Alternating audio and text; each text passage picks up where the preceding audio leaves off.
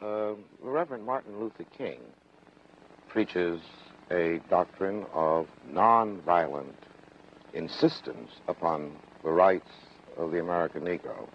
What is your attitude toward this philosophy? The white man pays Reverend Martin Luther King, subsidizes Reverend Martin Luther King, so that Reverend Martin Luther King can continue to teach the Negroes to be defenseless. That's what you mean by nonviolent. Be defenseless. Be defenseless in the face of one of the most cruel beasts that has ever taken the people into captivity. That's this American white man.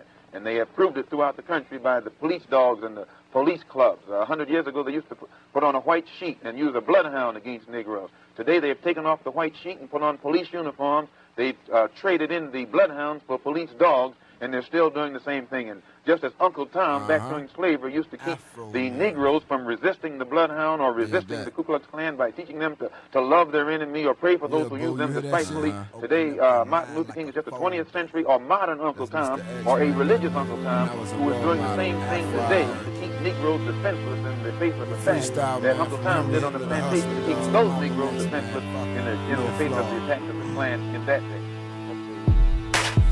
I don't like the look of it, slide across and look of it. You can't tell me nothing, I'm the captain, got my hooks in it. Fish scales, pockets on swell, I'm doing well. I'm way ahead of y'all like a cheetah versus snail. And the drunk I keep a cake, I burn you like a L. Split you down the middle, empty you out like a shell. When the fingers start scheming, now the devil bring them hell. Hot like you wonder, lava while I live. Run wild with the llamas, automatic eat a nigga up like Jay Dama. Turn the hooker to a rich bitch and call her Jane Fonda. Trading places, making fuck faces. And I sleep with the white girl, so how could I be racist? Heavyweight champ, beat them all with the basics. Just swag around, mirrors like an old pair of Asics. Talent in the first you never had to waste it. Sound of I could taste it. Soon as I see the money, I chase it. Coyote roll, running the Birdman stunner. Cash money, hunters get green like you. Come sweet, swimming in the fountain in you. We getting younger. I ain't even hungry, but still I feel the hunger. Y'all don't know me like salt wrong number.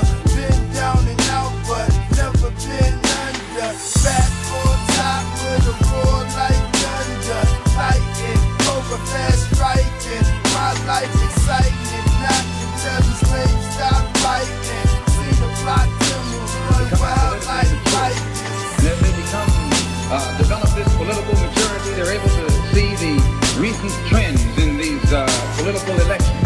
They see that the whites are so evenly divided that every time they vote, the race is so close, they have to go back and count the votes all over again. And which means that any block, any minority that has a block of votes that stick together is in a strategic position. Either way you go, that's who gets it. You're in a position to determine who goes to the White House and who stay in the doghouse. You're the one who has that power.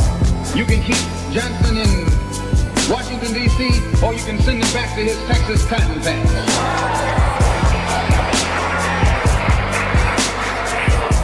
You're the one who sent Kennedy to Washington. You're the one who put the present Democratic administration in Washington, D.C. The whites were evenly divided. It was the fact that you threw 80% of your votes behind the Democrats that put the Democrats in the White House. When you see this, you can see that the Negro vote is the key factor. And despite the fact that you are in a position to be the determining factor, what do you get out of it? The Democrats have been in Washington, D.C. only because of the Negro vote. They've been down there 4 years. And all other legislation they wanted to bring up, they brought it up and gotten it out